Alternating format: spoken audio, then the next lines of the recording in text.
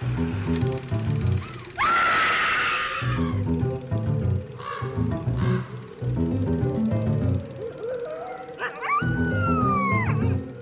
everyone, and welcome to Scream Scene, the horror movie podcast where we watch every horror movie ever made in chronological order, and then we rank them from best to worst, except sometimes, like every once a month, when we do a horror-adjacent movie as voted on by our patrons over on Patreon.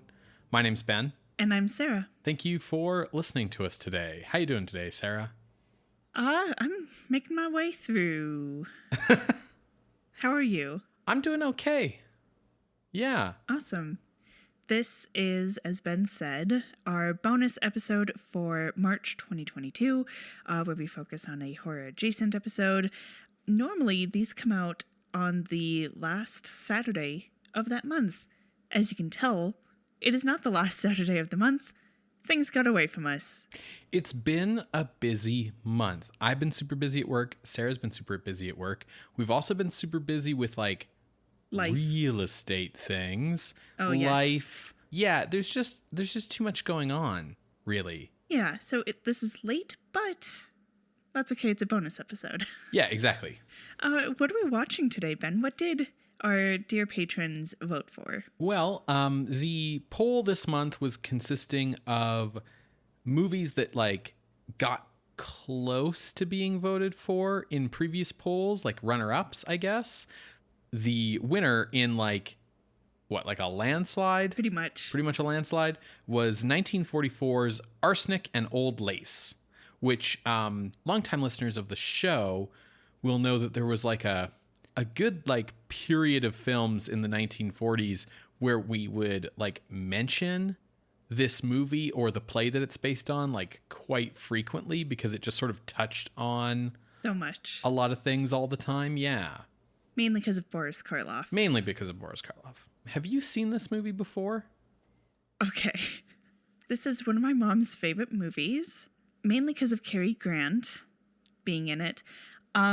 She tried to show it to me once. I was like a teen, and I couldn't stand it. Ben. So I'm a little nervous about watching it. How people might judge you if you don't like it? Yeah, like, for full context, I was like a surly emo teen, not in the mood for comedy, and it's also like a brand of comedy that I certainly did not have any kind of taste for at that age. So I'm hoping that, my tastes have evolved a bit to be able to stand watching this movie. So you haven't tried it again since then? No. So it's been like 15 years?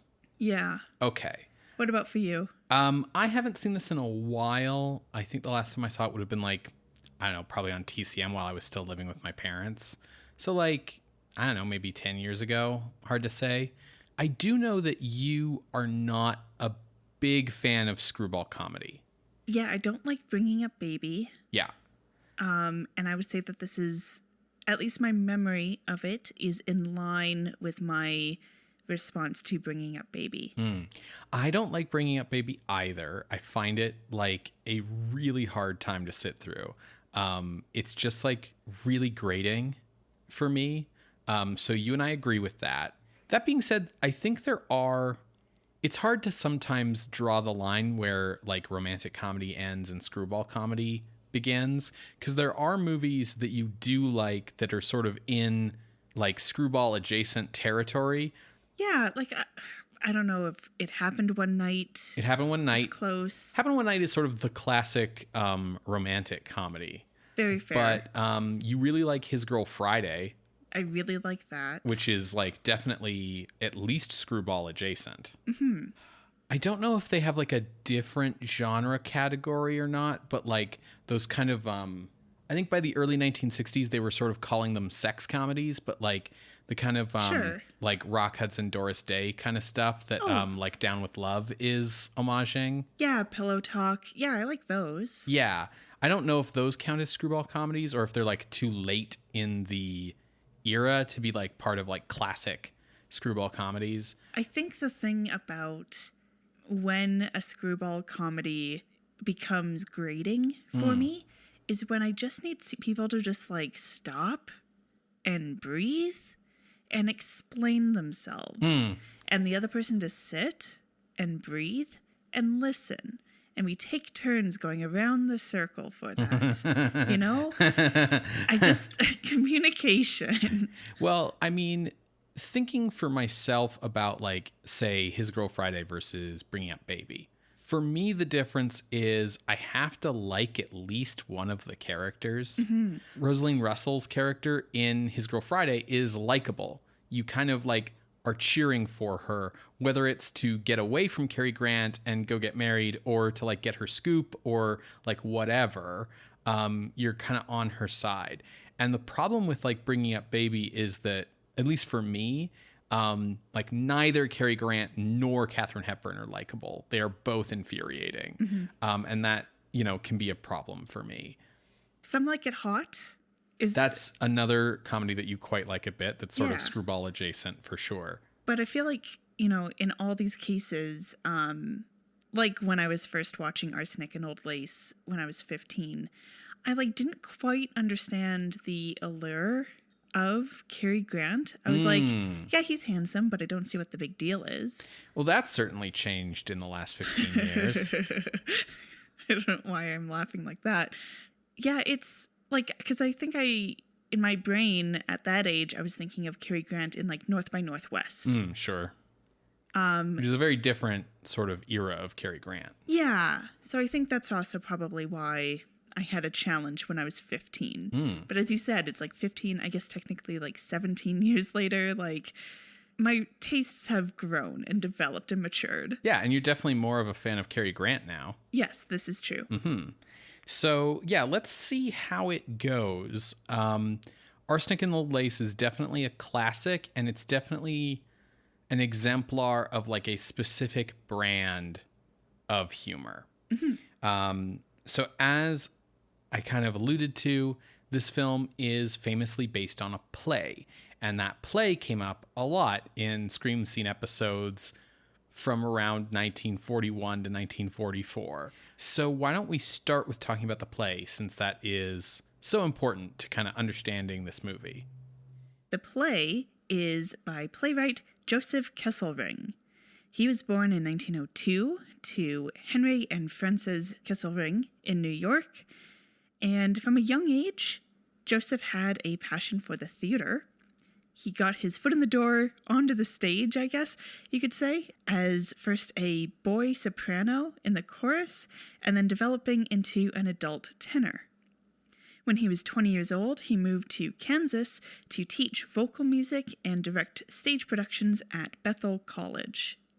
It's at this point that he started writing his own plays, and at 22, he chose to head back to New York to pursue creative outlets like acting, playwriting, and writing short stories, writing vaudevilles, all of that. He definitely had more of a penchant for like comedies and musicals than serious drama.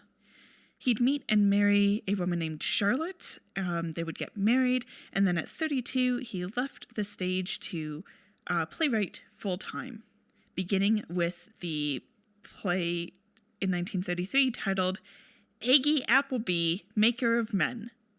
Okay. It premiered off-Broadway, and he followed that up with 1935's There Is Wisdom in Women, 1937's Crosstown, 1941's Arsenic and Old Lace, and then 1951's 412s or 48. So it took 10 years for the Arsenic and Old Lace money to dry up. Well, okay, here's the thing. He wrote about a total of 12 plays, but the only one that you will have ever heard of is Arsenic and Old Lace. In fact, most of these other works had lukewarm at best of a reception. They were all considered, by and large, to be formulaic and old hat. Sure. Arsenic, on the other hand, was hugely popular and hugely praised. So one critic, contemporary critic named Brooks Atkinson, said, quote, Nothing in Mr. Kesselring's record has prepared us for the humor and ingenuity in Arsenic. End quote.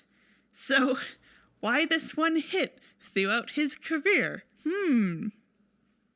You're giving me a look like there's an answer to that question. There is an answer. Arsenic and Old Lace was a, quote, collaboration, end quote, between Kesselring and the writing duo Howard Lindsay and Russell Krause. Are you familiar with the writing duo Lindsay and Krause? The names sound vaguely familiar. I didn't know they had anything to do with this play, though. Yes. So, Lindsay and Krause, like I said, are a very famous theater writing duo. Their very first collaboration was in 1935's Anything Goes. They hit the big fame and money with their second collaboration, 1939's Life with Father. Okay. Which holds the record for the longest running non-musical on Broadway. Oh, interesting. I didn't know that. So, with Life with Father, they became big names and got big money. So Howard's wife, her name is Dorothy Stickney. We've actually seen her in 1944's The Uninvited. Oh, interesting. They were married in 1927, and then she starred in Life with Father. So Dorothy's kind of a big deal, and so Kesselring sent her the script to Arsenic and Old Lace. At the time, it was called Bodies in Our Cellar. Kesselring wanted to see if she would star. Sure. So she read the script, and she enjoyed it, so she shared it with her husband, who then brought in Krause and said, let's be producers. Got it.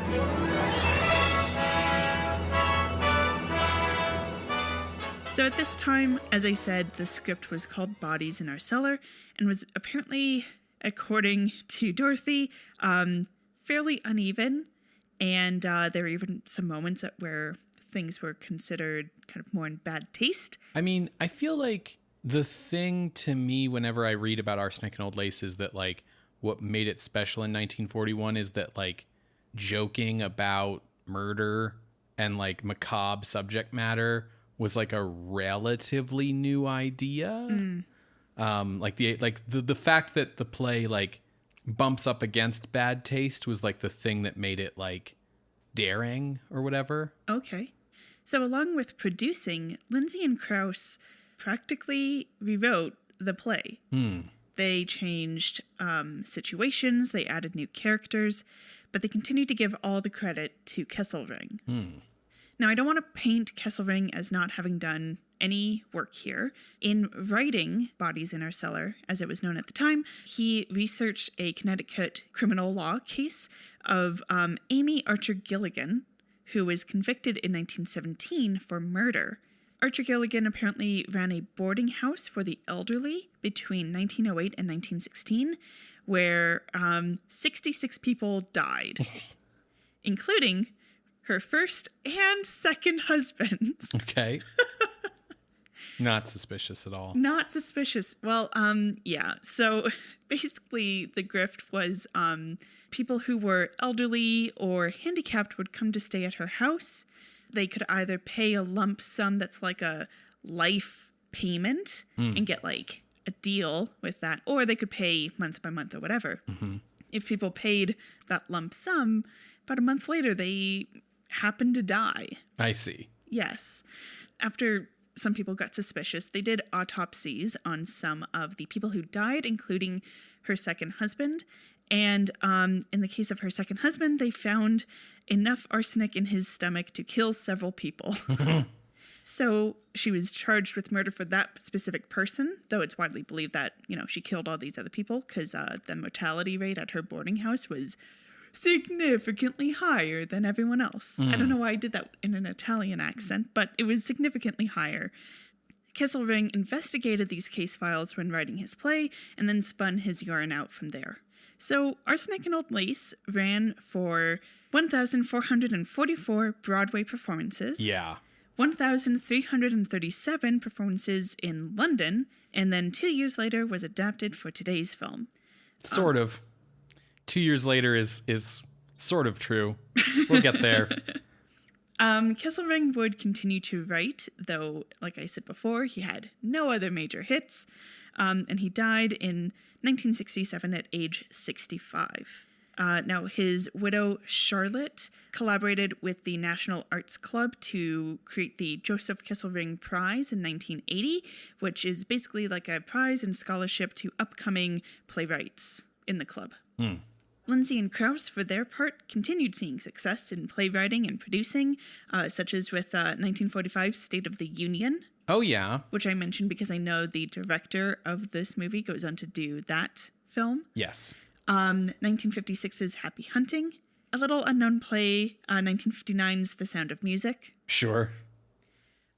Russell Krauss died in 1966, and Howard Lindsay would pass away 2 years later in 1968. A big part of why Arsenic and Old Lace had so much success is because of the metatextual nature of one of the characters. Yes. Who, this character, his name is Jonathan Brewster, and in the play, he goes and he gets plastic surgery to look more like Boris Karloff. And this character is played by Boris Karloff. Yes. And that is why this play has come in and out of scream scene episodes during this time. Yes, because Karloff couldn't appear in films for like an extended period of time while he was playing in Arsenic and Old Lace, and like movies around this time would reference his role in Arsenic and Old Lace. It was just like a lot of stuff in regards to it. Yeah. As far as the plot of Arsenic and Old Lace goes, so the Brewster family are all maniacs, except for the normie Mortimer, who is engaged to marry the next-door neighbor, Elaine, who is the daughter of the local minister. Mortimer's family consists of his two spinster aunts, who are murdering local old men with arsenic. Mortimer's brother, Teddy, who believes that he is Teddy Roosevelt, and his brother, Jonathan, Boris Karloff, who, as I said, has had plastic surgery by a Dr. Einstein, and Jonathan is planning to kill Mortimer. Ah. Eventually, Mortimer gets his aunts and Teddy to go live in a living home where, like, they won't be maniacs and they'll be taken care of. And then Jonathan gets taken away by police. You know, it's all a bunch of hijinks and such. Sure, right. Yeah. So there's not much to the plot. Sure. He has to keep, like, his family kind of away from, like, the father of his fiancée, like... Yeah. Hijinks ensue. Okay. Hijinks ensue. Got it. So as you mentioned, the play was a big hit. Mm-hmm.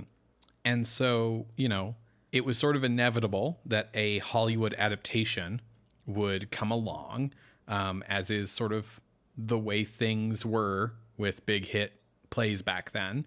And specifically, Arsenic and Old Lace caught the attention of director Frank Capra. So Frank Capra was born Francesco Rosario Capra in Sicily in 1897. He was the youngest of 7 children. His family emigrated to the United States in 1903 and settled in Los Angeles. He attended the California Institute of Technology, studying chemical engineering. He was the first in his family to have a college education. He fought in the First World War, which claimed the life of his father, and he was medically discharged when he caught the Spanish flu. Living at home, he struggled to work due to chronic pains that were ultimately found to have been from an undiagnosed burst appendix. Oh my God. He could have died, Ben. Yes. After his recovery, Capra became a naturalized U.S. citizen under the name Frank Russell Capra, and he became something of a drifter, working a variety of odd jobs throughout the country. Capra sought a way of breaking into the film industry, eventually managing to do it by applying for positions at various small studios and lying about his level of experience in the film industry. He eventually got a niche working as a gag writer for silent film comedians, and eventually this moved him into feature film production as a writer. Capra was hired by Harry Cohn of the Poverty Row studio Columbia to help the company move from producing shorts and two-reel comedies into producing feature films. Capra was an early embracer of sound at a time when Hollywood felt threatened by the new technology, and this gave him the confidence to direct a string of successful feature films for Columbia, becoming the studio's top director.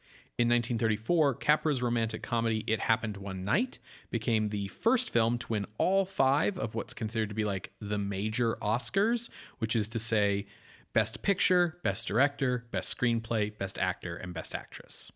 In 1936, Capra began to add social messages and moral themes to his plot lines, starting with Mr. Deeds Goes to Town, which won Capra a second Best Director Oscar. His third Best Director Oscar came from 1938's You Can't Take It With You, which also won Best Picture. 1939 saw these message pictures reach a peak with Mr. Smith Goes to Washington. As a film addressing corruption in the U.S. government, it was hugely controversial at the time. Sort of like, how dare you say that the U.S. government might be corrupt? It was also seen as like, hey, you can't show this movie overseas. Like, it'll make people think America sucks.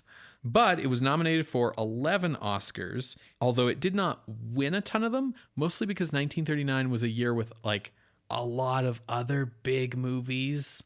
Yeah. Like Gone with the Wind, for instance.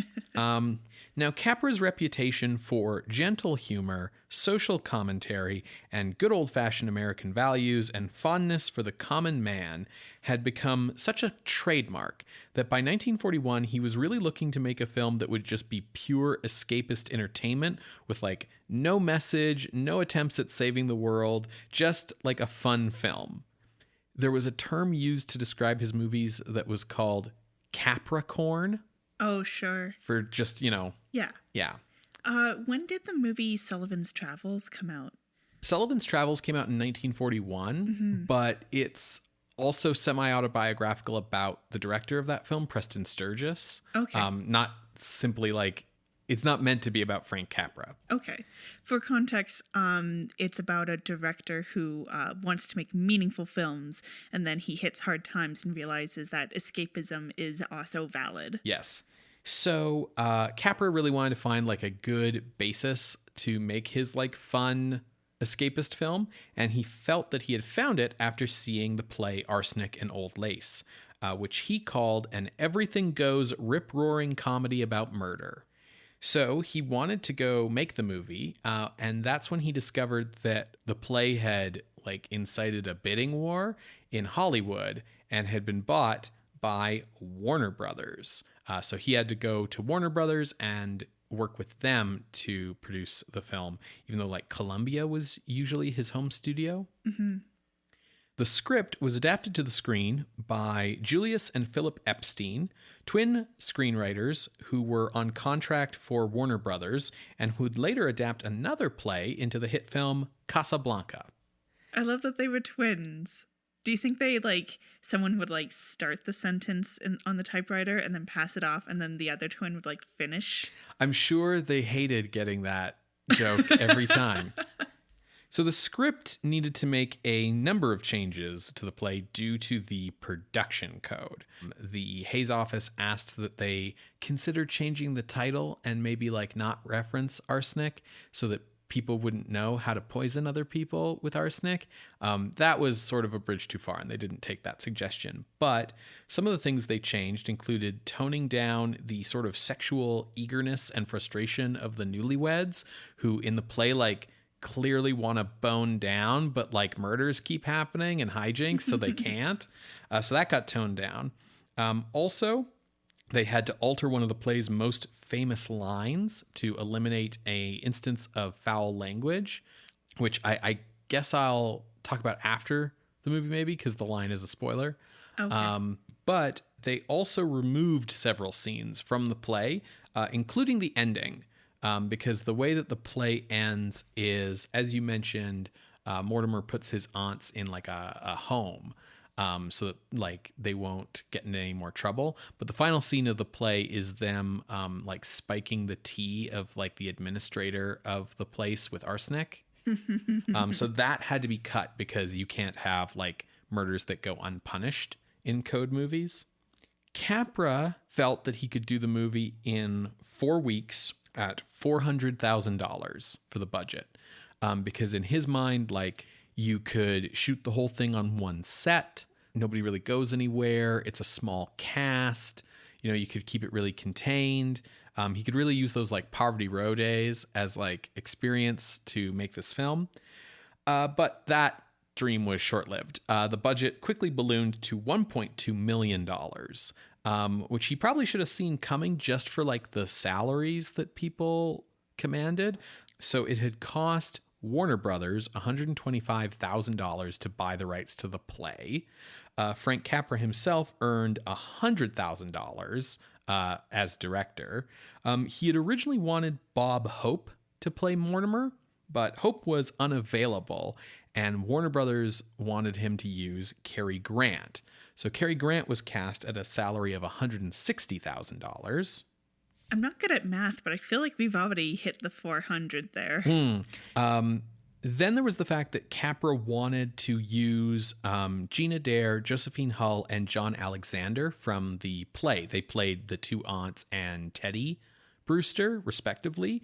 And in order to use them, he had to pay the Broadway producers $25,000 a piece to use each of those cast members, who would then be given leaves of absence from the play to go shoot the movie. And, you know, they'd get replaced by understudies. Then each one of those three cast members made $10,000 as their salary for appearing in the film.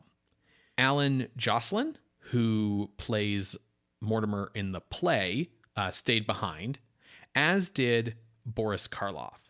For years, Jean Adair and Josephine Hull thought that Karloff had been so gracious in remaining behind to anchor the stage play while they got to go do the movie.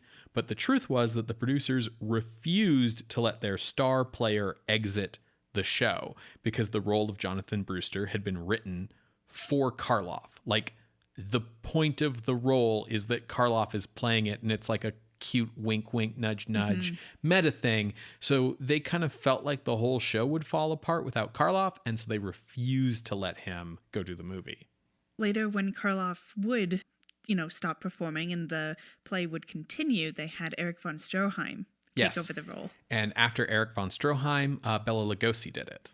So Karloff forever resented this. So rather than it being some gracious thing that he did, that he was such a nice guy, like, he was pissed off about this for the rest of his life, that he did not get to go do this movie. He was replaced by actor Raymond Massey, who was paid $25,000. And then we also have in the role of Dr. Einstein, Peter Lorre, who joined the cast at $13,000. In addition to, sorry, did I say that the rights to the play were $125,000 earlier? I think so. They were $175,000. Also, the play's producers negotiated for 15% of the film's profits. This is so expensive, and they haven't even started filming. Right. The producers really took Warner Brothers for a ride here, which good for them, I guess. But it was, they knew that they had a hot property on. Additionally, the producers were afraid that a movie version, which would play in theaters across America, would take business away from the Broadway play. Why go all the way to New York and pay Broadway ticket prices when I can pay a dime to see it in the local movie hall, right? So they negotiated that the film could not be released while the play was still running. Now, Warner Brothers figured this was no big deal. The play had started its run on January 10th, 1941, and filming for the movie version started in late October of 1941. So, the play's already been running for 10 months. So, we're fine. Yeah. The original shooting schedule was 4 weeks, as I mentioned, on that original budget of $400,000. But just as the budget had ballooned to $1.2 million, so the shooting schedule extended to 8 weeks from the original planned 4. Now, the way that Capra shot the film is they built one complete set for the entire house that was like a full house. You could do 360-degree camera moves in it. You could go to other floors and other rooms. Because some scenes were deleted from the film, There were scenes shot in rooms that never appear in the finished movie. Like, they built the whole house for it. And Capra thought that would make things like cheaper and easier because you never had to go anywhere. But the screenwriters added scenes in the adaptation that like took place in other places other than the house in order to like open it up. Sure. So that added time and money. Additionally, Capra's shooting methodology ended up causing the shooting schedule to double in that way, because he developed this methodology where they would spend a day shooting a scene, and then Capra would watch the rushes for that scene the next day, and then he would plan out all of the reshoots and pickups needed for that scene, and they would shoot those that day, so that they wouldn't have to redo the lighting setups and things, which essentially meant that he was shooting each scene for 2 days, which effectively doubled the length of the shooting schedule. Mm-hmm. So things started to get expensive and take time. Now, as I mentioned earlier, Capra had wanted Bob Hope to play the role of Mortimer, but Warner Brothers wanted Cary Grant, so Cary Grant is who Capra used. So let's talk a little bit about Cary Grant. Awesome. So Cary Grant was born Archibald Leach in Bristol, England in 1904. His parents worked at a clothes factory. His father was an alcoholic, and his mother suffered from clinical depression. His older brother died of tuberculosis before he was a year old, and his mother blamed herself for that and became mentally unable to show or receive affection. When Archibald was 9, his mother was placed in a mental hospital, and his father told his son that she had died. He would not learn the truth that his mother was alive until he was 31 years old, when his dad told him on his deathbed. Was she still alive at that point? Yes. Okay. He eventually would go visit her and stuff, and I think eventually got her out of the mental hospital, but that was like several years down the line. Yeah, no, that's fucked up. So Archie attended school on scholarship, where his good looks and athletic skills made him popular. Ain't that just the way? Although he was poorly behaved and academically negligent. Ain't that just the way? He began hanging around Bristol theaters backstage to escape from his home life, and when he was 14, he purposely got himself expelled from school so that he could join a traveling dance troupe and leave Bristol to travel the UK. Now, this acrobatic dance troupe was invited to do a tour of the United States in 1920, and once they played around in New York for a little while and it was time to go back to the UK, Archie decided to just sort of stay behind in the US and join the vaudeville circuit. He performed for years before finally signing with the William Morris Talent Agency in 1928. They started getting him roles in Broadway shows, where it was frequently remarked that he was a poor actor saved by great natural charm. He definitely has a lot of natural charisma.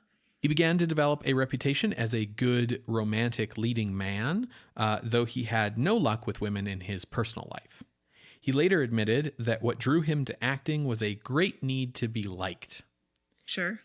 He sort of started to develop a persona of being this like suave, handsome, erudite kind of guy. He didn't have a lot of education. He came from very low class beginnings, so he would spend a lot of time hanging around higher class people and emulating them until he could kind of like talk the talk, walk the walk, you know? He earned himself a screen test with Paramount in 1931, which led to a contract and a name change to Cary Grant. Grant's charm and masculine glamour led to him being cast as suave playboy types, which led to his breakout roles in the Mae West pictures She Done Him Wrong and I'm No Angel. Yeah, I'm No Angel is very good, because Cary Grant isn't Cary Grant yet, but he's becoming Cary Grant. It's very interesting. Also, Mae West is amazing, so... Unfortunately, his follow-up films to these Mae West pictures were failures, and that led to him not renewing his Paramount contract in 1936 and instead deciding to sign short-term, non-exclusive contracts with studios like RKO and Columbia, where he would be able to kind of pick his projects a bit more. So like instead of signing with a studio where it's like, oh, I'm going to work for you on salary for 7 years, it was like, oh, I'll come do 3 pictures for you over the course of 4 years or something like that. He continued to struggle as his natural charm was not enough to overcome his deficiencies as an actor. But then in 1937, he appeared in The Awful Truth, a play adaptation, but also a film where he was allowed a great deal of leeway for comedic improvisation on set. So you know that thing that all comedies do now where they just kind of let the actors ad-lib forever and then they just kind of pick the best jokes in editing? Yeah. That's Cary Grant's whole deal. Mm-hmm. It's why he's so good in His Girl Friday. Right. Yeah. He just improvs. Being on the vaudeville circuit probably like honed those skills for him. Exactly. So The Awful Truth was a huge hit, and that led to like movie stardom, finally, a string of successes for Grant. There was Bringing Up Baby in 1938, Gunga Din in 1939, His Girl Friday in 1940, as well as The Philadelphia Story that same year, where everyone won Oscars for that movie except for him. In 1940, that has to sting. It did. It really did. In 1941, he starred in Suspicion for Alfred Hitchcock, and that would be the first of many collaborations with Hitchcock over his career. Hitchcock would later say that Cary Grant was the only actor he truly loved working with. Probably because he takes really good direction? Probably. But it was also often remarked that like Cary Grant was like shockingly intelligent.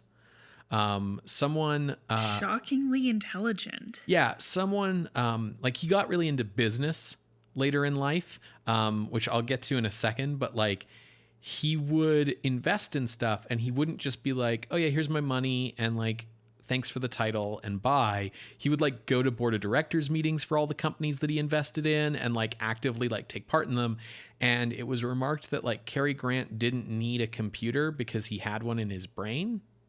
Like he was very, very smart. You know, I've heard that like if someone is doing poorly in school and isn't, you know, able to like pay attention or whatever, sometimes it's because they're bored because they, you know, jump to the end or something in solving a question. So I wonder if that's the case with him. Potentially. He was, however, nominated for his first Oscar in 1941 for the film Penny Serenade. Grant would never actually win a competitive Oscar. He would only get a Lifetime Achievement Award several decades down the line.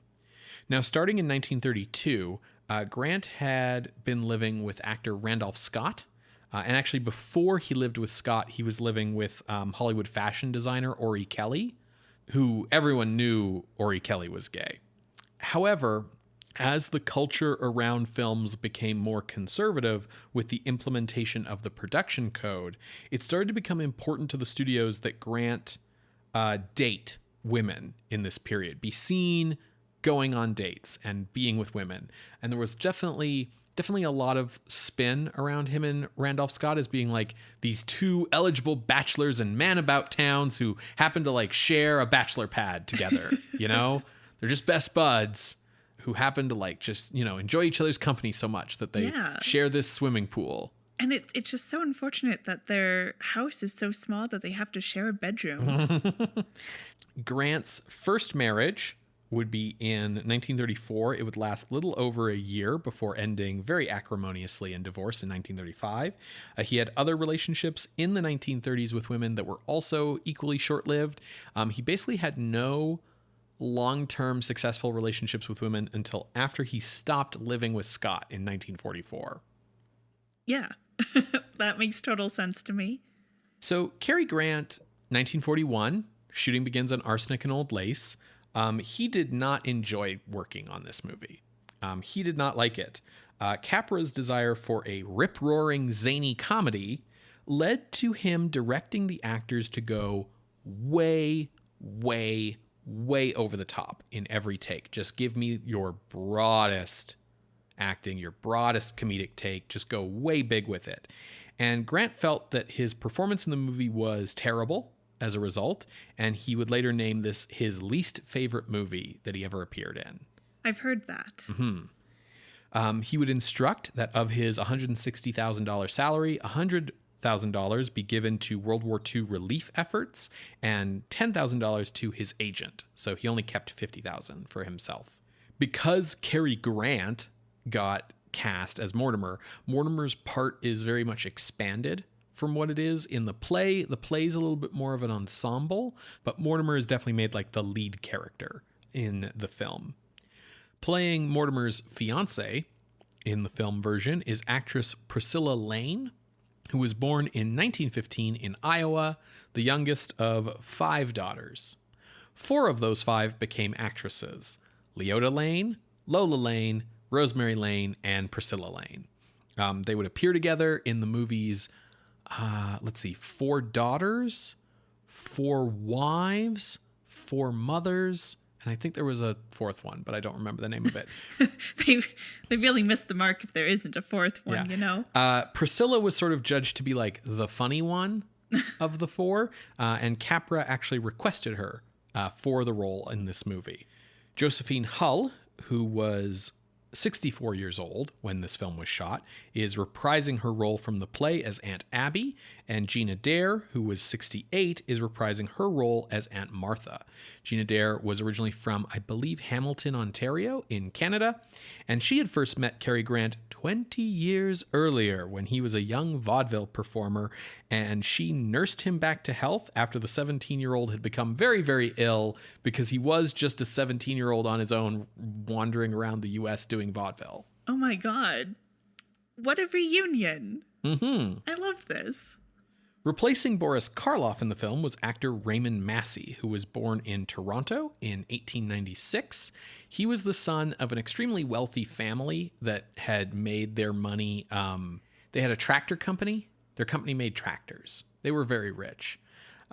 He fought in World War I for the Canadian Army. In fact, he also fought for the Canadian Army again in World War II. He enlisted the second time around. And although his wealthy family was very reluctant to allow him to do this, he persuaded them to let him pursue an acting career after the First World War, and he began appearing on stage in 1922. His film debut was in 1928, and he was a well-known character actor through the 1930s. He was nominated for an Oscar for his performance as Abraham Lincoln in 1940's Abe Lincoln in Illinois, after having starred in the original play version of that. And he would actually play Lincoln an additional 4 times in his career. He would later say that he was the only actor ever typecast for playing a president. And it's sort of, ironic because he's Canadian, right? Yeah. His older brother, Vincent Massey, was the very first Governor General of Canada to be born in Canada. Oh, neat. Peter Lorre's appearance in this film was sort of coming in the middle of his, busy Warner Brothers period. He shot this after having appeared in The Maltese Falcon earlier in 1941, and in 1942 he would appear in Casablanca. Other movies that he appeared in around this time that would be familiar to Scream Scene listeners, as they are horror adjacent titles, would be The Invisible Agent for Universal and The Boogeyman Will Get You for Columbia. So completion of filming was delayed a week. So it actually ended up taking 9 weeks to shoot, and that was due to the December 7th attack on Pearl Harbor by the Japanese that launched the United States into World War II. The result of this was that Frank Capra enlisted in the Army on December 12th, 1941, because, he felt that he had done all these patriotic movies, so gotta put your money where your mouth is, I suppose. But shooting resumed and was completed on December 16th. Cinematography for Arsenic and Old Lace was by Warner Brothers stalwart Saul Polito, who had been working as a DOP since 1914 and had shot 42nd Street, Gold Diggers of 1933, The Petrified Forest, The Adventures of Robin Hood, and The Private Lives of Elizabeth and Essex, among many, many other Warner Brothers titles. Capra worked to edit the film with editor Daniel Mandel through January of 1942. Mandel would go on to win 3 Oscars for editing on the films Pride of the Yankees, The Best Years of Our Lives, and The Apartment. The Epsteins felt that Capra had pushed the actors too broad in the comedy, and this was sort of coming out in the edit. So Capra assured them that he would do reshoots to tone down the film, but then on February 11th, he reported for military duty and Peaced out. Peaced out, indeed. Picture was locked. Music for the film is by Max Steiner, who is generally considered to be one of the greatest composers of the golden age of Hollywood. He composed tons and tons and tons of movie scores, but they would include films like King Kong, Of Human Bondage, A Star is Born, the 1937 version, Dark Victory, Gone with the Wind, Casablanca, Now Voyager, Mildred Pierce, The Beast with Five Fingers, The Big Sleep, Key Largo, Treasure of the Sierra Madre, The Fountainhead, The Searchers, many, many more. So Warner Brothers initially announced a September 30th, 1942 release date for Arsenic and Old Lace because the picture was finished in February of 1942, and Warner Brothers figured, it's kind of set around Halloween, has like spooky macabre vibes, so let's release it September 30th so that it's out in theaters for October. But Arsenic and Old Lace, the play, just kept running and running and running. And as you said, it closed after 1,444 performances on June 17th, 1944. So this movie just sat on the shelf. So that's why when you said this movie was made like 2 years after the play started, it's like, no. It was made the same year the play started. It just sat waiting for years for this super popular play to finally, yeah, exactly. So yeah, shot in 1941, not released until 1944. Now, in that time that it had been sitting on the shelf, Capra was assigned to the staff of the U.S. Army Chief of Staff General George C. Marshall to produce a series of films called Why We Fight, which were so acclaimed that they were not just shown to military personnel as intended, but actually released to theaters in the US and the UK and the Soviet Union. There were 12 of them in all, though they weren't really shown much after the war ended. Yeah. Because there really wasn't much point to it. Capra would not return to making Hollywood feature films until 1946's It's a Wonderful Life, which was a box office failure. Cary Grant, meanwhile, in 1942, married Barbara Hutton, one of the wealthiest women in the world, a massive heiress to a huge fortune. And that's when he started getting into the world of business. They would, however, divorce in 1945. Arsenic and Old Lace finally had its premiere on September 1st, 1944. It received universally positive reviews and was a box office smash, grossing $4.8 million against that $1.2 million price tag. Studio execs are like wiping the sweat off their brow, like, oh God, thank God. So, strangely enough, this classic film has no HD release. There's no Blu-ray. It's not streaming anywhere. The most recent DVD was in 2010. It's currently only available as like a standard definition rental in the US, though it has shown up on the Criterion channel from time to time. Well, folks, hopefully you can find a copy to watch along. You're going to hear a brief musical interlude, and when we come back, we will share our thoughts on Arsenic and Old Lace from 1944, directed by Frank Capra. See you on the other side, everybody.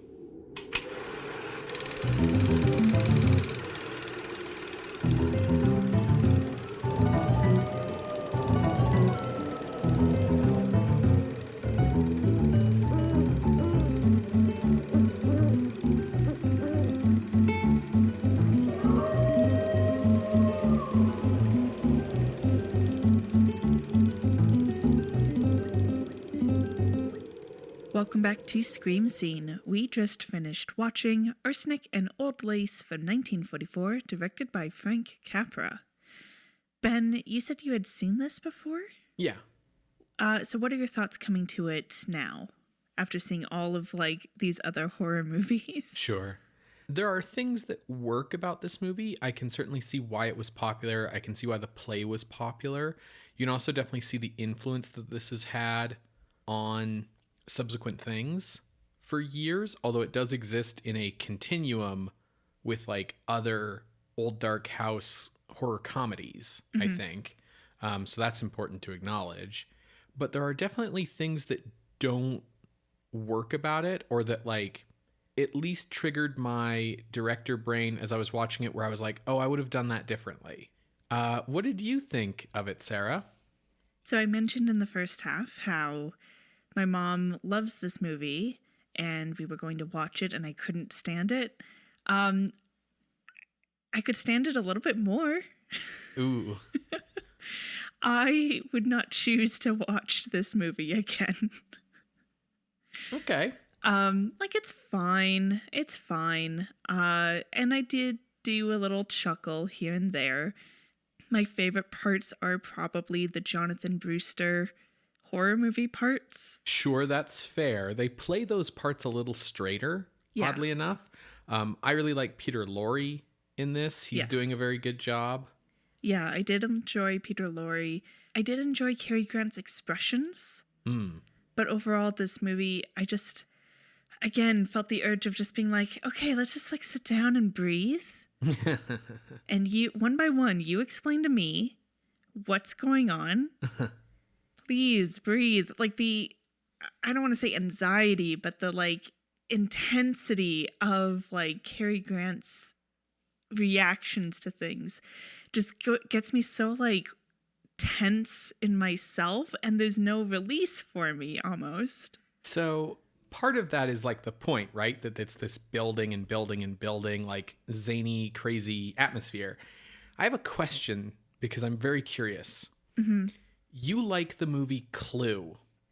Yes. What's the difference between this and that in terms of that? Because Clue is also people just being like, blah, blah, blah, blah, blah, blah, for like 90 minutes. So, and like running around. And it's very much like you would not have the movie Clue without this movie, in terms of like the running around the house and the like running gags where every time someone says X, Y happens, and the kind of like zany, you know, super hyped up energy where like, you know, that movie ends with like Tim Curry just running around the house being like, and then this, and then blah, blah, blah, blah, and then over here. And like, so why does this movie have this effect on you, but like Clue does not? I think because we are in the same room the entire time. Interesting. In Clue, you're kind of moving from room to room. People get split up, so it's like a little bit different. And it's like when people move to a different room or something, it's almost like a chance to breathe. Whereas like in here, we're all in one spot. And it's not even like misunderstanding after misunderstanding. It's like, I don't know. Just call the police, guy. Like, so there's a few differences between this and the play. I mentioned in the context setting that one of them is that the play ends with them poisoning Mr. Witherspoon at the asylum at the end of the story. The other difference is the famous line at the end of the play is, "I'm not a Brewster, I'm a bastard." Which is, I'm not a Brewster, I'm the son of a sea cook in the movie. So you can see why like that doesn't work as well. Yeah. We do occasionally get out of the living room into like the cemetery outside, and like shots here and there that are like, we go into the kitchen at one point, we kind of go into this drawing room at one point, and we do sort of get hints of the cellar, but definitely we don't really move around the house that much. The stage play origin is very clear, but I almost, one of my problems with this is actually that they needed to either really expand out and really actually show us the cellar, or, you know, other places, or I think it needed to lean in to its stage play origins a bit more. And I can kind of go into more detail about that. But I do think that you and I have probably some of the same problems with this movie. I think for me, the movie eventually works. It eventually gets around to working.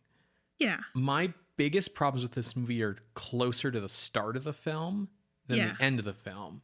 And they're all kind of interrelated. Like, I have 5 different notes about this movie, and they're all like very intertwined with one another. Sure. I think some of the comedy doesn't work for me. Like, we're supposed to laugh every time Teddy charges up the staircase. We're supposed to be like laughing along, I guess, when Cary Grant is pretending to be insane at the end. I just find it confusing. Like I said, like, I liked when it leaned a bit more into the horror aspects of it.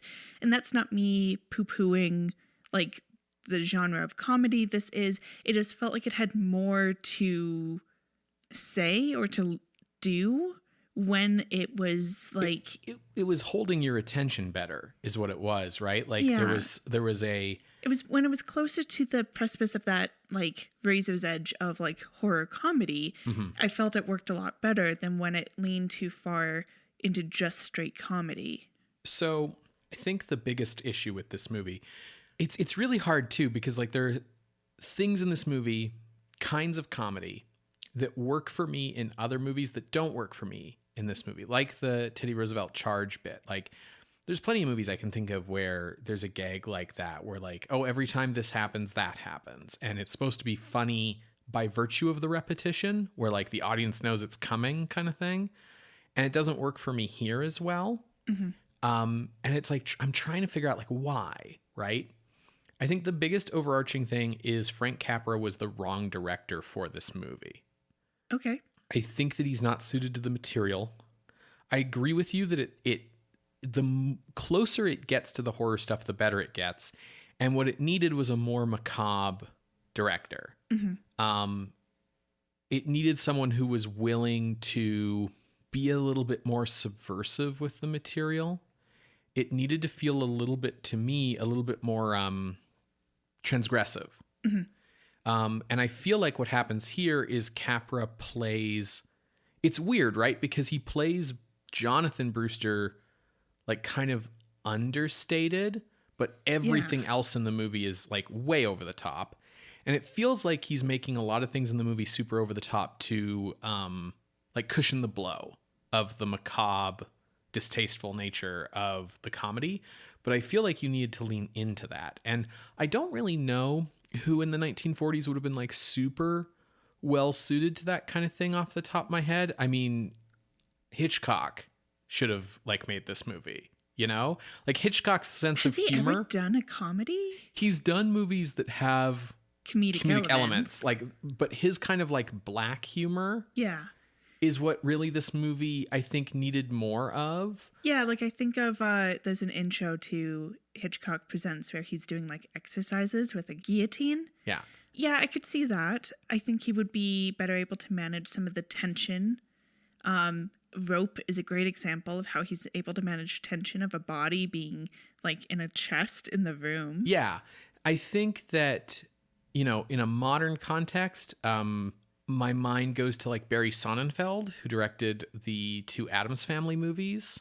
Sure. Like, I do think that the Addams Family owes a lot to Arsenic and Old Lace in terms of like the kind of macabre comedy that's going on. Yeah, it's also kind of interesting to think how both lean into the zany. Yeah. And like the physical aspects of a comedic performance. But like Capra is just so small town Americana that the problem is that the thing about the Addams Family is they exist kind of in that world of like white picket fences and your neighbors and whatever, but they're kind of subversive. And nothing in this movie feels like it's subverting things enough. Like everything outside the Brewster home is just like very normie. Normie, yeah.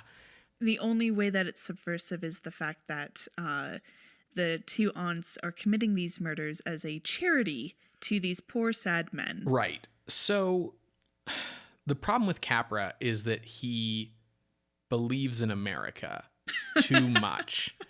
Because Kesselring, right, the playwright? Yeah. I read a thing once, and like, who knows if this is just him like blowing smoke up his own ass after the fact, after it became popular and successful. But regardless, he once said that like for him, the inspiration for the play was these old money, wealthy, like respectable families where it's like, oh, we came over on the Mayflower and like we've been here forever and we're just the best in the neighborhood. And the fact that like those kinds of families that always put on airs that they're better than everyone else always have like skeletons in the closet, right? And this kind of idea that like rich, wealthy people who present themselves as like the bedrock upon which America was founded are often like, you find out like, oh yeah, like their wealth came from piracy or something. And that's sort of emblematic of like America as a whole being this kind of contrast between what it presents itself as and what its actual truth is, right? There's a lot of bodies in America's cellar, right? Mm-hmm. And the problem I find with the movie, because Capra's directing it, is there's no willingness to engage with that subtext. Mm-hmm. And I know that Capra was like specifically looking to not have a message, but I think not engaging with that subtext takes away the teeth of the story a little bit too much and leaves you wondering like, why am I watching this movie? Yeah, I think part of that is not just Capra's fault, because the play and the film, as it has been written and rewritten by Lindsay and Krause, takes away that teeth as well. Yeah, I mean, so, you know, this goes into like my next thing that I have a problem with this movie, which is the aunts. So like, one thing real quick. Yeah. There's a thing that my mom will do that my mom, she and I are alike in a lot of ways. And one thing is that we see something that we enjoy or we think is funny, and we might like just pick that up as a mannerism. And it's funny to us because we know that we are referencing something, but no one else will understand it. And it just becomes a thing that you do. My mom absolutely does that little run to the door. Oh, the little flouncing yes, that she aunt absolutely does that. Yeah, I found that like so insufferable. So insufferable. Absolutely does that. Yeah. And now I'm like, oh, okay, cool. Now I know why she does that every time. She doesn't do it any other time. Yeah, that was really insufferable. So the thing about the aunts is the reason why that subtext is taken out, in my opinion, is because the idea that the aunts are outwardly respectable but are murdering people in the basement, weirdly enough, has less of an impact because it's exaggerated too much. Mm-hmm. The aunts are so nice to a comedic extent, right? So it's like, the problem is the dramatic crux of the film and the story is based around the idea that the aunts are really nice and Mortimer loves them very much, and they're just these sweet old ladies, and he doesn't want them, presumably he doesn't want them to go to prison or like get the electric chair or something. And I think the whole thing is he's trying to, throughout the whole movie, get Teddy committed, presumably so that he can pin the blame on the murders on Teddy. Because otherwise, why is there this sudden huge rush for him to get Teddy committed if he just wants to keep the murders secret? Yeah. Now, the problem is that motivation gets sort of forgotten by the end, because at the end of the movie, he's desperately trying to get Teddy committed, but he's also trying to keep the bodies in the basement secret still.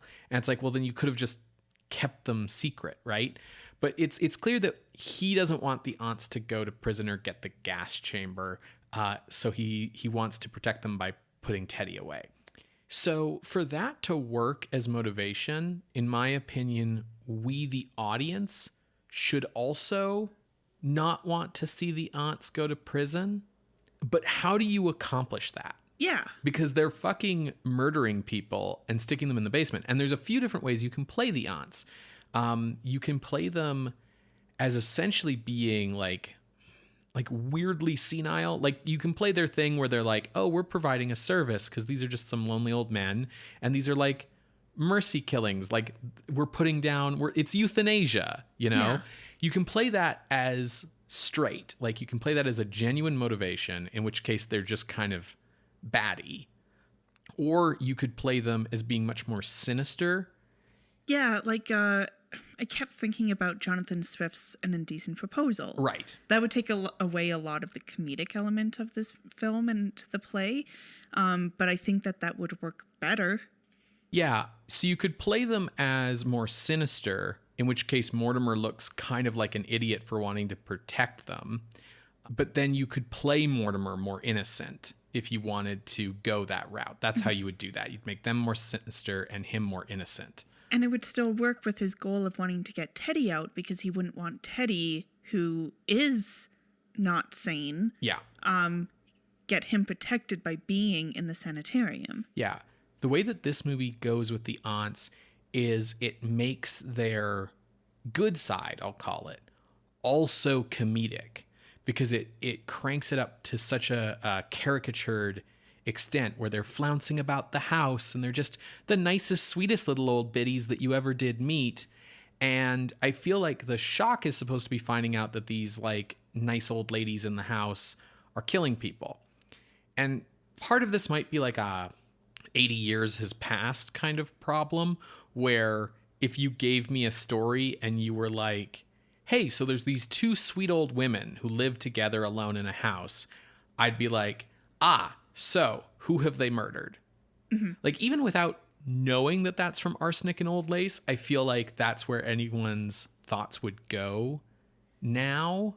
My thought was, since you didn't say that they were related, that they were gay. Yeah, of course. They're just gal pals. So So the thing is, though, is like, I feel like that whole thing, like it's almost too much of a cliche now for that idea that it's a surprise to really work, but it's a famous play. Like, I don't think anyone coming in to see the movie would have been surprised. It's the premise. Yeah. So it doesn't quite work with me. So the biggest problem with the aunts for me is, are we supposed to like them? Because if we're supposed to like them, then they need to be like the Addams Family, right? In which case, the people they murder need to be bad people. Yeah. It needs to be like, oh, they're door-to-door salesmen and like, like... Apologies to any door-to-door salespeople listening to this podcast. Yeah, or like, they need to be the kind of people where the audience is like, oh yeah, those people are annoying. As it is, the people who they are murdering are vagrants. Yes. From the aunt's point of view, it's supposed to be like, oh, no one will miss them. We're just sort of like doing them sad. A favor. They don't have any family left. But they don't have a that's actually home. super cruel. Super cruel, super classist. Yes. And so if we're supposed to like the aunts, some of this works a bit better, but I don't think the movie does enough to make us like the aunts, because what's supposed to be likable about them? Mm-hmm. That they're sweethearts? Like, I don't like them because like they're so treacly sugar sweet at the start of the movie. Like, I immediately dislike them. And that's saying something, because Ben likes his sugar. Yes. But like, I will say, speaking to like cliches and stereotypes, that I did have a thought watching this time around where I was like, oh, this is why Sabrina the Teenage Witch has two spinster aunts. Yeah. Absolutely. Yeah. One's a little more rotund. The other one's a little bit more like straight and narrow. Like, yeah, I mean, that's your classic comedy pairing. One thing that I did like about the aunts, besides being able to trace certain things that my mom does to this movie, is throughout the film, the play, and in the dialogue, you get hints of like their backstory. Mm-hmm. I can't remember which aunt is which. So Aunt Blondie, she wears like high neck collars, and Jonathan says something along the lines like, "Oh yeah, you're still wearing those because of the like acid burn from when Grandpa's laboratory spilled over or whatever." Yeah. And through other references, it's made clear that Aunt Blondie is someone who had helped in the laboratory. Mm-hmm. Grandpa isn't around anymore, so you can kind of put together that he's dead. And he was a mad scientist, and she was his assistant. And this is the life of the family that a mad scientist leaves behind. Sure. And that was a very interesting thought to me. Yeah, there's some like ideas of, not that the movie would really call it this, because this wasn't a buzzword back in 1944 the way it is now, but like generational trauma, right? Sure. The movie expresses this more in the more contemporary idea in the 1940s of Mental illness being hereditary. Right, exactly. Like it's explicit. That's why it's a twist when at the end, that's why it's Mortimer turns out he's adopted. Yeah, that's why it's a happy ending for him, because it's like, oh, I don't need to be worried about passing this on, so I can go marry Elaine, right? Yeah. So yes, in the context of the movie, it's hereditary insanity. But nowadays we would look at that as like generational trauma. And it's clear that like Grandpa was not great. So it has those kind of connections for me to like the old dark house in that way. And then like even like Texas Chainsaw Massacre in terms of like the family with the intergenerational problems. Sure. The thing is like if we wanted to go more into horror, we would go into Grandpa's laboratory and find him like preserved and mummified in like a wheelchair or something, right? You could go light swinging overhead. Yeah, you could go more horror with this, right? And absolutely. I feel like that would play a little bit better. Capra's sentimentality holds the movie back because I feel like we're supposed to like the aunts, and they would be there's a difference between enjoying a character and liking a character. Yeah, I do enjoy these characters. I'm with you that it feels a little too, like, sweet. They could have been a little bit more... Like, okay, my favorite stuff with the aunts is near the beginning of the movie when it's like they're kind of just, like, gossiping about poisoning people in the same tone as you would about, like, your latest recipe or something. Yeah. That stuff's funny. There could have been more of that. Like more of an awareness that they're bad people. The movie keeps treating them like that they're like maybe ditzy. Like they're just sort of ditzy and they don't realize what they're doing. And that's a little bit too much. Yeah, because that's what makes me feel like we're supposed to like them. And the reason why I draw a line between liking and enjoying is when you like a character, you don't want something bad to happen to them. So we don't want the aunts to go to prison or whatever. You can enjoy a character and also want something bad to happen to them. And really the best villains are that. Yeah. A lot of people really enjoy a good villain because they're very fun on the movie screen, but you also want to see them get their just desserts. And it feels like this movie doesn't think the audience will want to see the ants get their just desserts, which is weird. Especially in the context of the Hays Code. Sure. Because they have to get their just desserts. Yeah. I can't remember some contemporary movies to 1941 when this was being made, and then, of course, 1944 when it was released. But they took such great pains in Arsenic and Old Lace to make sure we didn't see the body. Yeah. To make sure we didn't see anything that would make us feel squeamish or uncomfortable. Yes. Yeah, they really are trying, like, all the scenes where we might see a body basically take place in the dark. Yeah. Which, I mean, to be fair, there's something to be said for the idea that, like, keeping things in the dark and shadowy make them more disturbing. But yes, there was a definite feeling that, like, Capra wants to keep this light. He wants to keep us laughing. He doesn't want us to think about the reality of this too much. And I think the movie would play better if it engaged with that stuff more directly. Like, to me, it would be funnier if, like, at one point, like, Mr. Hoskins' like arm was hanging out the side of the window seat, that kind of thing, right? Yeah. Rather than the fact that you just never see him. Speaking of which, blocking. Yes. So this is what I'm talking about when I say, like, the movie could have leaned into the play thing a bit more, or it could have leaned into being a movie more, and instead it's this, like, weird halfway point. Let's explain blocking. Sure. So, like, the positioning of actors and props and scenery within a scene. You will also hear this referred to as, like, mise en scène. But basically just, like, you know, if somebody is upstage, downstage, you know, camera right, camera left, where people are in relation to one another, right? And this movie, you know, there's a gag about it with Cary Grant's back being turned to Jonathan. I know I keep calling him by his actor's name, but it's whatever. talking about a play he saw where a character gets tied up and doesn't even notice the guy's sneaking around behind him, and that's what's happening here. Yeah. So there's actually a lot of like meta jokes Yes. about plays and about that take advantage of that blocking stuff. They do that gag twice. Yeah. Even. So the thing about a play, and I know that this might seem obvious, but you can see everything that's happening all the time. Your eyes are the camera, and you're kind of deciding what to cut between as you look around the stage, but there's things happening all the time. So gags like Peter Lorre trying to sneak out while everything else is happening, you would just have that character trying to sneak out while everything else is happening. Or the gag where Cary Grant's like so fed up with everything and exhausted and doesn't care anymore that he's just sitting on the stairs being like, yeah, whatever, go fight, and like lighting himself a cigarette and being really calm and casual while this big fight's happening. In the movie, we keep the camera on Cary in like something of a close-up, and we hear the sounds of the fight happening elsewhere, and we can occasionally see like a table leg get thrown across the screen or something. And that's kind of the way they're playing the gag here. In the play, we'd be seeing all of that fight happening, and then we just see like, Mortimer sitting on the stairs having his cigarette, just totally done with things. Those jokes play differently based on how you block them. Mm-hmm. And some of the stuff with like people sneaking up on one another.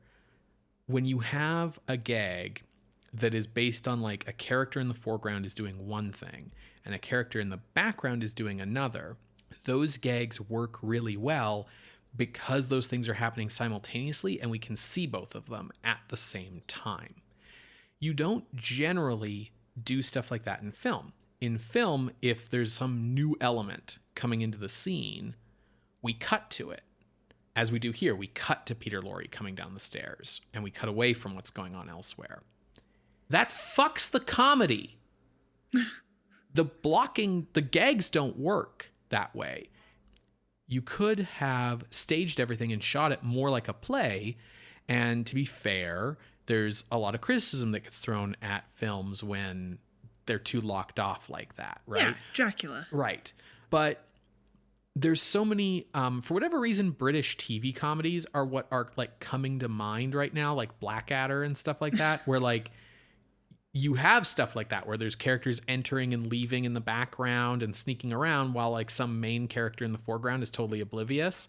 And it's funny because you can see both of them at the same time. When you start cutting and breaking those things up, the audience, pacing gets fucked. Yes, the pacing gets fucked. Also, the audience like intellectually knows what the gag is, but you miss the actual humor. Mm-hmm. Because the way that comedy works is it's based on the unexpected, and it's based on ironies, and it's based on, the audience thinks one thing's going to happen and then something else happens, or the characters think something's going to happen, but the audience knows something else is going to happen. And especially with some of those running gags of like the charge and the clock and like all those little things, those play really well in their repetitions if after the first time they happen, they're happening while other things are happening. Yes. Because the audience knows they're going to happen, and so they just are an additional element of the chaos where like you picture it in a play. If you had these characters arguing in the living room and you're watching them, and then like someone's like, Teddy, go upstairs to your room, and then they're continuing to argue and you're like, no, you shouldn't have done that, bro, and then he's like, charge, and goes up the stairs. It's part of the chaos and you knew it was going to come. When you decide to cut to it and do it as its own shot every single time, it stops the pace of the movie for every single iteration of that gag, and that's what makes it feel like a slog. Right. Because you're making each gag its own shot every time. And once you've done one of those recurring gags one time, you should really be playing it as background. Yeah, so the movie is 118 minutes. Huh. That's a little long. Yeah, well, it felt longer. Yeah. After we finished watching, I turned to Ben and was like, how long was that? And he's like, 4 hours? I'm like, yeah, that's... So I think that kind of points to why this movie feels like it slogs, but also why Clue doesn't, because it doesn't do that. Yeah. you need to keep your pace up. And in a comedy like this, that means letting things happen simultaneously and allowing the audience kind of the freedom to decide what to pay attention to. And and that was never really going to happen in this movie because Capra is a very traditional continuity, Golden Age Hollywood director. And so he's going to do everything in, master shot, medium shot, close up, new person enters the scene, master shot, medium shot, close up, and like he's going to shoot it like that. And I think this movie could have been better handled maybe by someone like Hitchcock, who could have played the macabre stuff more extremely, or it would have been well shot by I was thinking Michael Curtiz. Sure, because he's done horror. Yes. And I was also thinking just like directors who work on like Marx Brothers movies and stuff. Sure, being able to handle the zaniness that's going on screen and giving everything its own space to be going on simultaneously. Right, exactly. Like, it's not so much...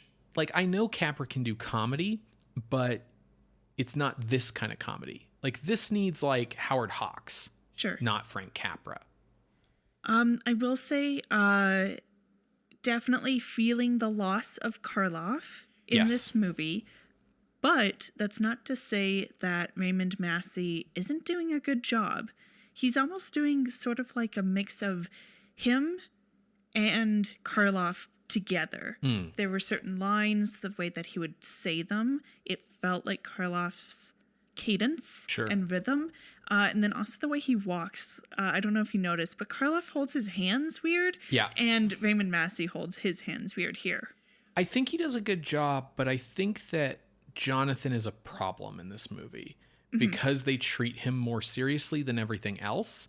And you either need to treat everything that seriously and let the gag be that the audience is laughing at the situation, but the characters aren't. Or everything needs to be a joke.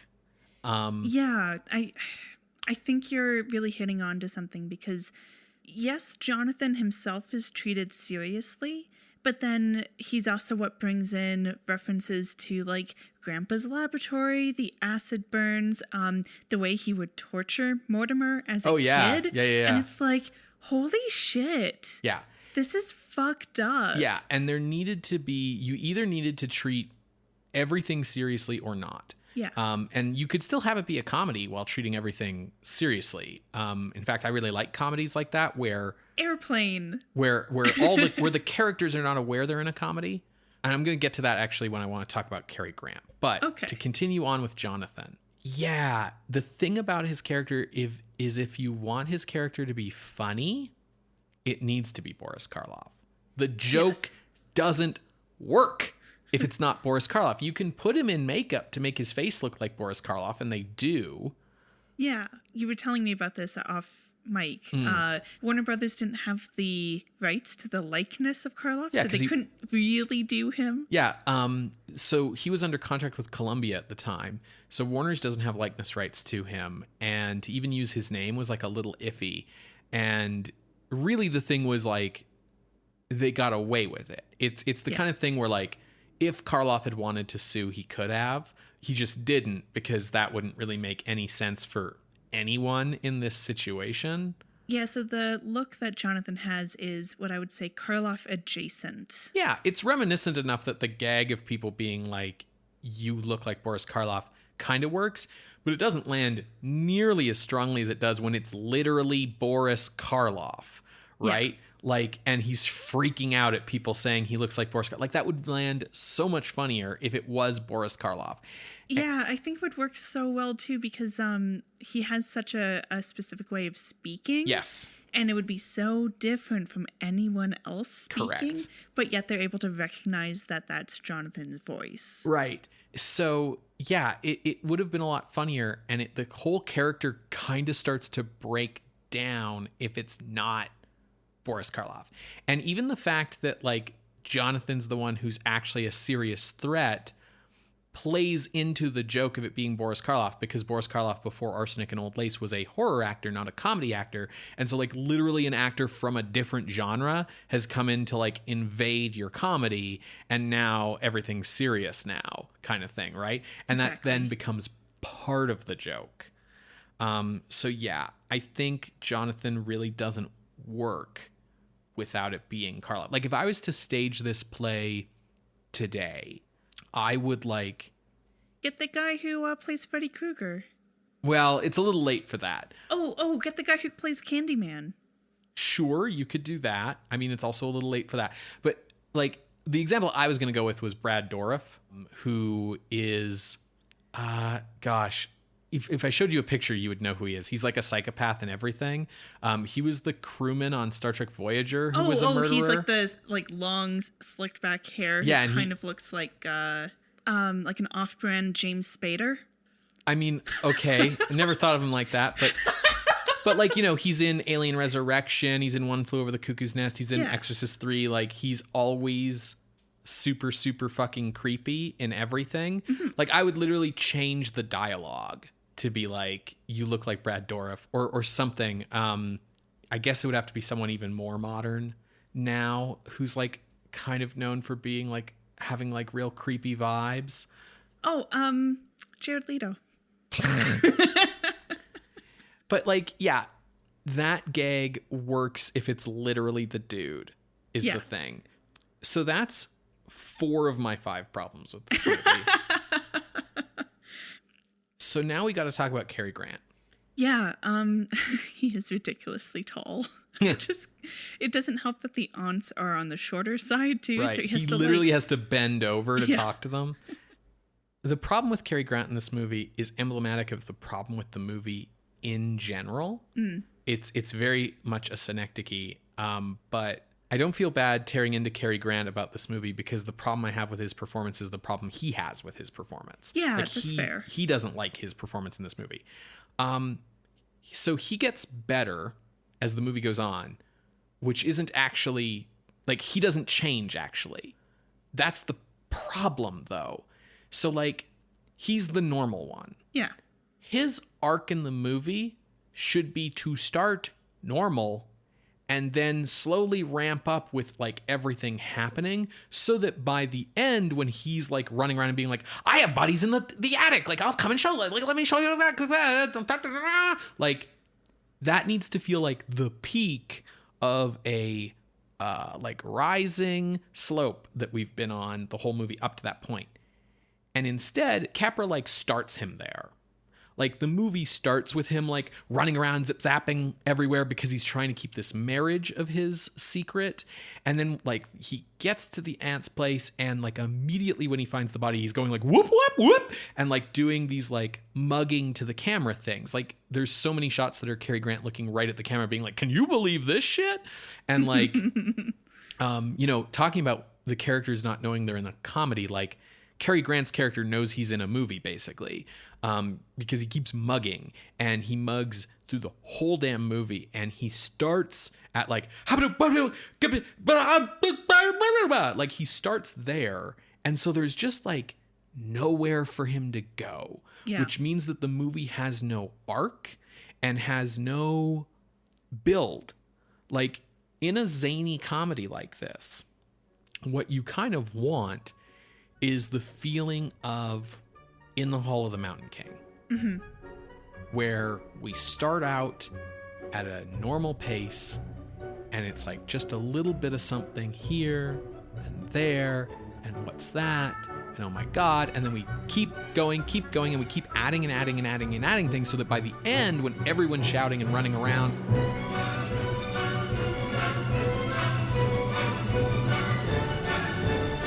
it feels earned that we got there.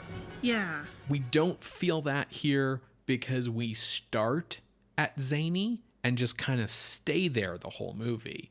And that sustained zaniness is why it feels super long, why it feels super draining, why it feels exhausting to watch.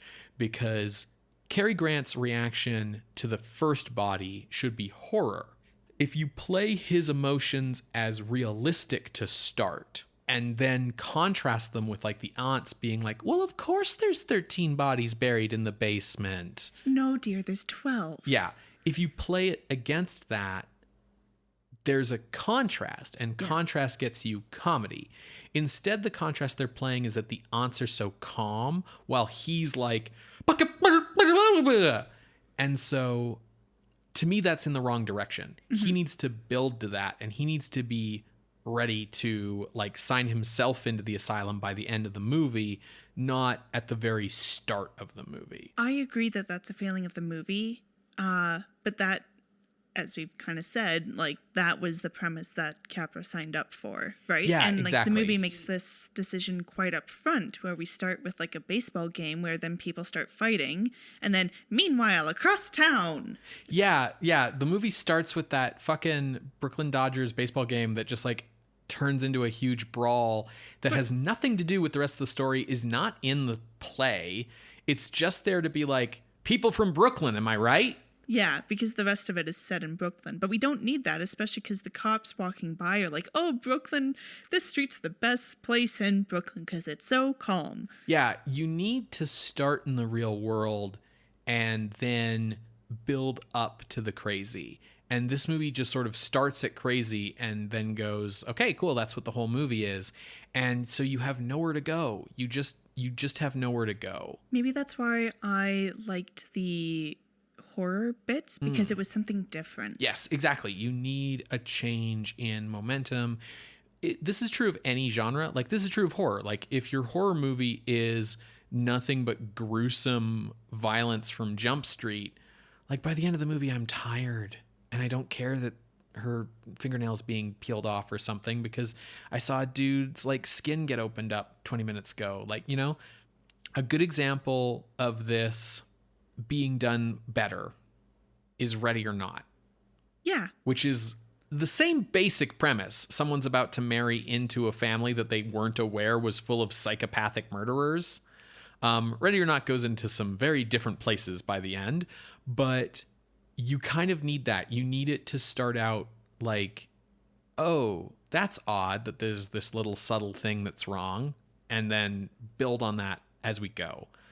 Certainly, if you were to do this movie now, Elaine would have more to do rather than just being yet another kind of running gag, right? Like, she's basically the equivalent of Teddy yelling charge or the taxi cab driver who's waiting the whole movie. She's just another thing to kind of occasionally pop in and make Cary Grant go, oh, no, not now. And I think in a modern movie, you'd maybe make her more of a POV character. Mortimer, like, even though Mortimer doesn't know that his aunts are murdering people, he knows that his brother Teddy is crazy and that his brother Jonathan is homicidally crazy. So he already knows that there's like things that are wrong with his family.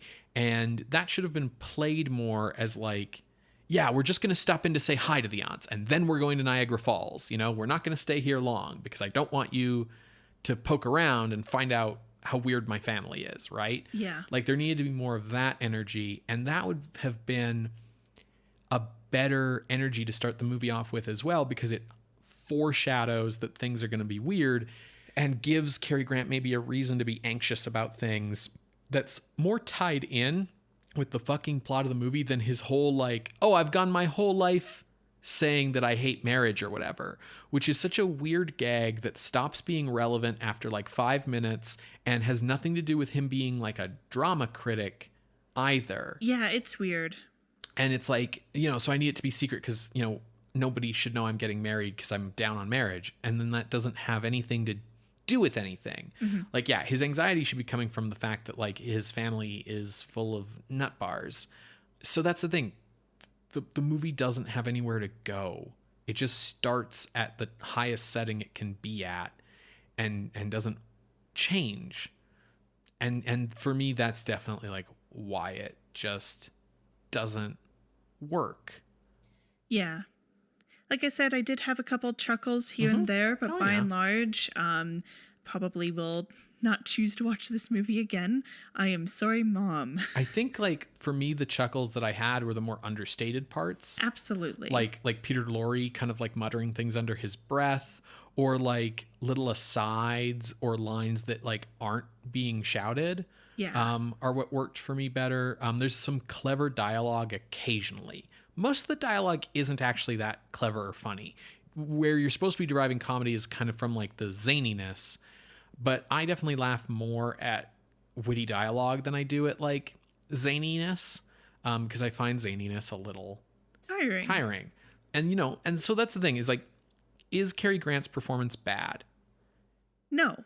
Because he's good by the end of the movie, because the performance that he's being directed to give is the one matches everything else going on at the end of the movie. Yeah. It's just that he shouldn't have started there, and that's Capra's fault, not Cary Grant's. Yeah. Cary Grant is giving what he's been directed to do, and he's doing it well. It's just the wrong place for it. Yeah, the movie hasn't been built around it properly. Yeah. Because, like, go out and watch His Girl Friday and compare this to that, and the way that, like, His Girl Friday also ends in complete pandemonium, but it, like, earns it. It sets up every piece and it builds to it, you know? He also speaks just as fast. Yes. To the point where I was like, whoa, give me a second to like catch up with you, bud. Yeah. I mean, I think that was like, it was like with His Girl Friday, it was like a thing where like the script was like twice as long as it should have been. And they were like, okay, just talk fast. That is literally what happened. Well, folks, hopefully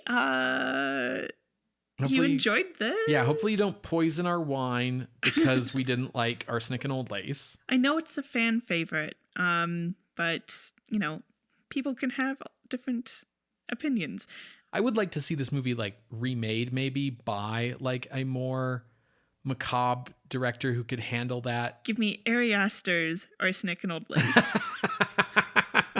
Maybe not Ari Aster. but yes, I think there's like definitely a way you could do this now where I think it would work a little bit more. Thanks so much for listening, and thank you to our patrons over at patreon.com/screamscenepodcast for voting on this movie. If you would like to vote on our horror-adjacent bonus episodes each and every month, you can do so by signing up to become a patron of the night for as little as $1 a month. Patrons at the $5 and $10 levels get access to regular bonus content, like cut audio from past episodes, Sarah's Gothic retrospective, write-ups, reviews, essays, all kinds of cool stuff over at patreon.com/screamscenepodcast. We will be back to our regularly scheduled programming, but until then, stay safe and spookums. See you then, creatures of the night. Bye. Bye.